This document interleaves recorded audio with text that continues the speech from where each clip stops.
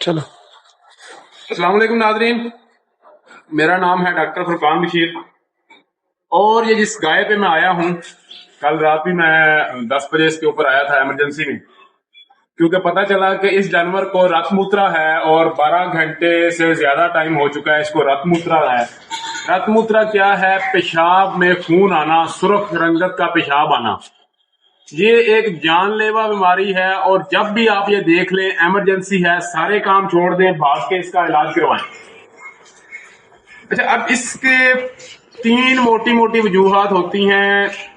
एक जरासीम वो होता है जो जाके गुर्दे खराब करता है और गुर्दों में से खून एज सच बाहर निकल जाता है पेशाब में, वो सबसे खतरनाक है और टाइम मिलता है टोटल 2 दिन का उसमें। उसे हम कहते हैं बेसिलरी हीमोग्लोबिन क्लोस्ट्रीडियल डिजीज है। तो ये जरासीम जो होते हैं गुर्दे का एकदम सत्यानाश कर देते हैं। उसकी निशानी क्या है कि आम रतमूत्रे से क्लोस्ट्रीडियल डिजीज का, गुर्दे वाले रतमूत्रे का फर्क कैसे करना है। अंग्रेजी में इसके लिए वो लिखते हैं, अंग्रेज लिखते हैं पोर्ट वाइन कलर्ड यूरिन होगा। अब हमें नहीं पता कि पोर्ट वाइन क्या है, क्योंकि शराब है, हमने तो कभी देखी भी नहीं।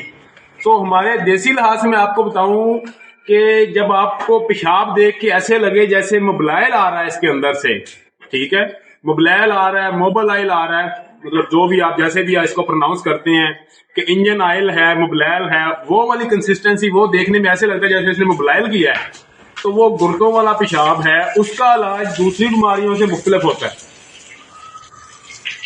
दूसरा जो ये पेशाब करेगी, ये बिल्कुल ऐसे करेगी जैसे रेड ग्रेप जूस होता है, उस तरीके का वो रतमूत्रा है। उसकी आगे फिर 2 वजूहात हैं। एक, इसमें फास्फोरस की कमी हो जाती है जिस्म में, जिसकी वजह से खून के रेड ब्लड सेल्स जो है, सुरख जर्रात, वो टूट गए और पेशाब में बाहर आ गए। दूसरा, खून में रहने वाला एक जरासीम होता है जिसे हम कहते हैं बेबीजिया, वो करता है। इनमें आगे फर्क करने की बात ये होती है कि बेबीजिया में बुखार बहुत ज्यादा होगा, 105-6 के बुखार जाएगा, इसको रात 105 बुखार था।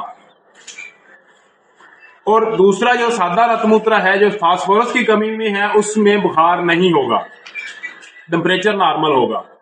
लेकिन चूंकि जिस्म से खून मुसलसल निकल रहा है और हमारे पास अमूमन इतना टाइम नहीं होता कि हम इसकी लेबॉरेटरी रिपोर्ट्स करवा के एक्यूरेट चेक करें कि कौन सी बीमारी है, तो हम ये करते हैं कि दोनों का इलाज इकट्ठा शुरू कर देते हैं। और यही मैं मशवरा दूंगा अपने तमाम जिम्मेदार भाइयों को और तमाम पैरावेटरी स्टाफ को और मेरे जो कलीग डॉक्टर हैं उनको भी, कि रेड वाटर का ट्रीटमेंट डिफरेंशिएट करने पे ना जाएं। आप दोनों का इकट्ठा इलाज कर दें, कि बेबीजिया का इलाज भी कर दें और हाइपोफास्फेटेमिया का इलाज भी कर दें। सिंपल सा इलाज है। इसको आपने इमिजोल या इमिप्रो लगाना है। मैंने रात इसको 105 बुखार पे इमिप्रो लगाया था 10 ml। तो जानवर, अभी दोपहर का 1 बज गया, तो जानवर ने चारा भी किया है। क्यों चाहिए खाते हैं, टेम्परेचर चेक किया है 101 पे है। मालकान ने हमें बताया कि इसने चारा भी खाया। दूसरी बात, हाइपोफास्फेटेमिया, जो फास्फोरस की कमी हो गई है, इसमें मैं खुद भी बहुत अरसा लेमैन ट्रीटमेंट करता रहा हूं कि जी फास्फॉन लगा दो, फलान लगा दो, फलान लगा दो। तो कुछ दोस्त अहबाब ने बताया कि ये ठीक नहीं है तरीकाकार, अपना तरीका ठीक करें। तो मैंने उसको ठीक किया है। तो अब ये देखें, ये इंजेक्शन देख रहे हैं, ये इंजेक्शन अभी मार्केट में हमारे अवेलेबल है, एक ही कंपनी इसको बना रही है। ये 2 इंजेक्शन आप आईवी कर दें, अगर नाड़ में लगा दें, तो फास्फोरस की कमी पूरी हो जाती है। अगर आपके पास अवेलेबिलिटी नहीं है नाड़ में लगाने की, तो सिंपल मैंने इसका ट्रायल करके देखा है कि अगर आप ये पूरा एक 100 ml इंजेक्शन सुबह, 100 ml इंजेक्शन शाम को गोश्त में लगा दें 2 दिन, तो फिर भी जानवर 90% रिकवर कर जाते हैं। आगे आ जाती है कि असेसमेंट कैसे करनी है कि जानवर इस टाइम किस कंडीशन में है। ये देखें, इसकी आईलिड्स खोल के देखनी है। अभी पिंक कलर है लेकिन डल है और येलोइश है और स्ट्रीक्स में है। जानवर अभी इतना ज्यादा बीमार नहीं हुआ।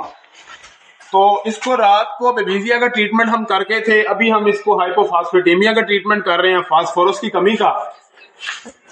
तो ये हमने इसको पहले नॉर्मल सलाइन लगाई है, उसके बाद हम इसको ग्लूकोज लगा रहे हैं। तो इससे मुझे एक बात याद आ गई कि मेरे एक फेसबुक फॉलोअर ने कमेंट किया था कि सर आप हमेशा डेक्सट्रोज कहते हैं, जबकि इंडियन है डॉक्टर शंकर साहब, तो वो नॉर्मल सलाइन रिकमेंड करते हैं, क्योंकि डेक्सट्रोज की वजह से अंतड़ियों की हरकत में कमी हो जाती है ग्लूकोज की वजह से। तो इसके ऊपर मैंने जो स्टडी किया है वो कोई खास फर्क नहीं पड़ता, और ग्लूकोज बताने की वजह ये होती है कि ग्लूकोज जिम्मेदारों के लिए काबिल फहम है, जिम्मेदार को आसान है समझना कि ग्लूकोज की बोतल लवान दें। या मैं उनको बताता रहा हूँ रिंगर लगवा लो, नॉर्मल सलाइन लगवा लो, वो कॉम्प्लिकेटेड हो जाती है चीजें। और इतना बड़ा जानवर है, इसको 2-4 लीटर ग्लूकोज या नॉर्मल सलाइन या रिंगर लगाने से कुछ फर्क नहीं पड़ेगा। और रिंगर वैसे भी बड़े जानवरों में लगानी भी एहतियात से चाहिए, उसकी बहुत सारी वजूहात हैं, उनके ऊपर फिर डिस्कस करेंगे। अभी इसका जो ट्रीटमेंट हम कर रहे हैं, इसको हम लगाएंगे 2 से 3 बोतलें ग्लूकोज और नॉर्मल सलाइन की मिक्स करके, साथ में अल्फाज 40 मैंने जो अभी आपको दिखाया इंजेक्शन, इसके लगेगा 200 ml पूरा।